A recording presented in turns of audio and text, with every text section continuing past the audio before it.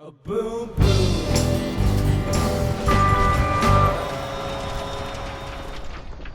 Hey, this is Time Bomb, and if it's your first time checking out the channel, hit that subscribe button to catch all the updates. Thanks a lot for checking this out. So for the last little bit here, you've maybe heard people talk about the Y-Wing being one of the best ships, and honestly, it's kind of a litmus test for how much you understand how to boost and drift properly and maintain your power. How to power manage properly while boost and drifting is this game. The Y-Wing is the test. If you can do it, you think it's an amazing ship. If you don't understand how to do it, it's a very difficult ship. That's the truth of it. So I started using it a little bit more lately as I have been practicing and working on it. I realized my understanding wasn't fully there, so I got some lessons lately, and I've gotten a lot better at it. And it really is an amazing dogfighting ship. Now, the evasion that I'm using, maybe not quite ready to use it. Maybe you are using it, and you're not using it. Just that ICT being up just shreds defenders, shreds interceptors, can wear down those, those TIE fighters and TIE bombers coming at you. You can just kind of disable them with your ICT, scare them off a little bit, move around if they're disabled, throw your golos at them then, or just get close and throw them then. You can definitely wear them down a little bit more that way. It's just such a versatile. Of course, on support ships, you can disable them, get their shields down, take them out.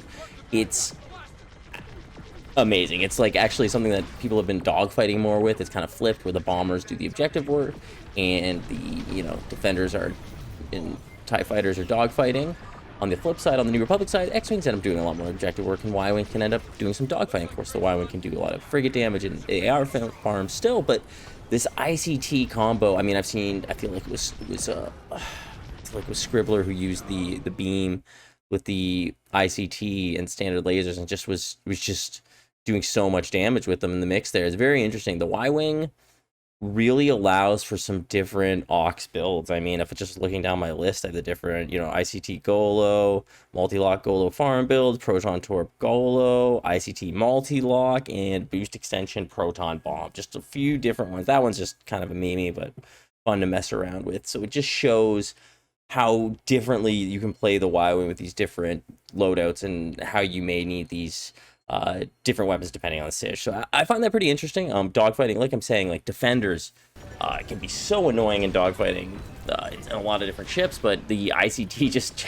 really neutralizes them. If they're foolish enough to joust you, I would put the ICT in their face and then finish them off. Maybe sometimes I'll put the goal. The TIE fight, I try to reserve sending like dumbfire.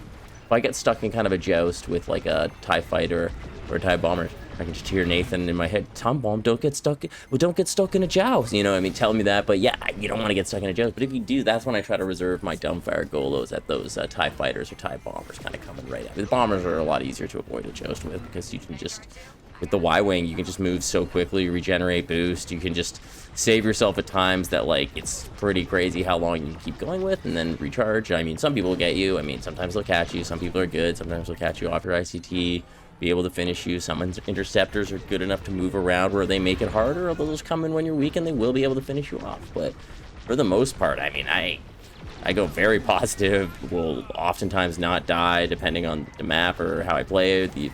There's the opponents, depending, what they're using. I may be able to really just not die at a few of these, and then other ones, I might get a lot of kills, but go down a couple times. So, it's a mix, but in dogfights, it's a very dominant ship. It's pretty crazy how good it is. In fleet battles, it has its place with the X-Wing and times. You kind of got to switch between them to maximize damage on the flagship. But yeah, the Y-Wing is just a great ship. I'm looking at it here, dogfight. It's awesome. Let's take a look at my loadout specifically, what I'm using. You see, for this one, I've got the standard laser, the auto ion cannon, what we call the ICT, the Golo missile I like to use with it, just because, big damage you can send on people, you can dumbfire them. Particle burst as my countermeasure. I use the reinforced hull, give a little extra. Definitely people have some different opinions of that. Ray shields I'm using as well. With the jet. The jet just is totally it's just the best engine for your drifting and for maximizing power management. And basically, ray shields and jet engine are what people tell me to use, so I do. And that's what works on this loadout best. From pretty much any time I've mixed that up, I'm always coming back to this. And it's basically what Ice-T would definitely ride on. He would pimp this ride out for sure. He'd have it on rims. He'd have it jumping. It would be an amazing shit for him. So the ICT Y-Wing is amazing. So get on that if you're not using it. Thanks a lot for checking out this video. I'm Time Bomb. You guys are awesome. And I will catch you later. A boom boom.